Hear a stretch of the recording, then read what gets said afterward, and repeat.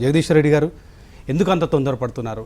ప్రజలు మిమ్మల్ని తిరస్కరించారు. మీ పాలన బాగలేదని 10 ఏళ్ళ పాలన ఏమాత్రం సమర్థవంతంగా లేదని మిమ్మల్ని తిరస్కరించారు. కానీ ఇప్పుడిప్పుడే మీరు అధికారంలోకి రావాలి, ఇప్పుడిప్పుడే కాంగ్రెస్ ప్రభుత్వం దిగిపోవాలి, ఇప్పుడే సీట్లో కూర్చోవాలని ఎందుకు అంత ఆతృత?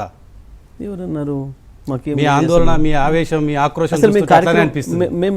మేము కార్యక్రమాలు మొదలే పెట్టలేదు పార్టీగా. మేము ఇప్పటికి కూడా అసలు బీఆర్ఎస్ పార్టీగా మేము ఏదైనా ఒకటి పిలిపించామో ప్రభుత్వం వ్యతిరేకంగా ఇప్పటివరకు హామీల మీద మాట్లాడలేదు. మేము ఇంకా అసలు బీఆర్ఎస్ పార్టీ కార్యాచరణ ప్రారంభమే కాలేదు గవర్నమెంట్ వ్యతిరేకంగా.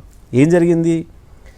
ఈ ప్రభుత్వం తెలివి తక్కువతనంతోనో, మూర్ఖత్వంతోనో, అత్యాశతోనో, ప్రభుత్వ పెద్దల యొక్క ధనదాహం కొరకు ప్రజల భూములు గుంజుకోవడానికి, ప్రజల ఇండ్లు కూలగొట్టడానికి ప్రయత్నం చేసిన క్రమంలో ఆ ప్రజలు చేస్తున్న పోరాటాలకు మద్దతుగా మాత్రమే మేము ఇప్పటివరకు వెళ్ళినాం తప్ప ఇప్పటివరకు బీఆర్ఎస్ పార్టీగా మేము ప్రభుత్వం పైన విమర్శలు కానీ, ప్రభుత్వం ఇచ్చిన హామీల వైఫల్యాల విషయంలో కానీ ఇప్పటి వరకు మేము ఇప్పుడు చర్చ కూడా చేయలేదు.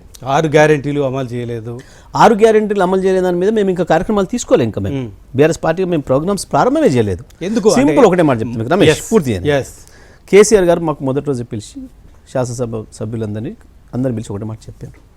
ప్రభుత్వం వచ్చింది, కొత్తగా వచ్చింది, వాళ్ళు అందులో కొంత అనుభవం కూడా లేని వాళ్ళు ఉన్నారు. సహజంగా ఒక 6 నెలల సమయం ఇవ్వాలి, కానీ వీళ్ళకి సంవత్సరం సమయం ఇద్దాం. మీరేం ఎవరేమనొద్దు, తొందరపడి విమర్శలు చేయొద్దు, సమయం ఇవ్వాల్సిన అవసరం ఉంది, అవిజ్ఞత ఉండాలి మనకు, ప్రజలు కూడా సరైన పద్ధతులు తీసుకోవాలనుకుంటే సమయం ఇవ్వాలని చెప్పారు. అదే మాట మీద మేము ఉన్నాం.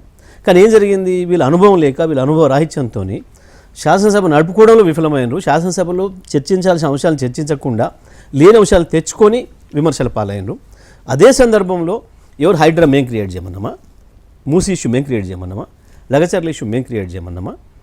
అక్కడ ప్రజలు డైరెక్ట్ చేస్తారా గవర్నమెంట్ కంటే? హైడ్రా క్రియేట్ చేయాలని బీఆర్ఎస్ చెప్పాలి, లేదా మూసి ప్రక్షాళన చేయాలని బీఆర్ఎస్ చెప్పాలి, అదే ప్రభుత్వం ఏ విధంగా నడపాలనేది బీఆర్ఎస్ చెప్తేనే కాంగ్రెస్. అదే మేమంటుంది కూడా అదే. నువ్వు తెలివి తక్కువతనంతోనో, అత్యాశతోనో, నీ కుటుంబం ధనదాహం కొరకో, నీ ధనదాహం కొరకో, ఇతరుల పెట్టుబడిదారులను సంతృప్తిపరచడం కొరకో, వాళ్ళ నుంచి నువ్వేది తీసుకోవడం కొరకో చేసిన ఈ చిల్లర ప్రయత్నాలు నిన్ను నిలబెట్టినాయి దోషి.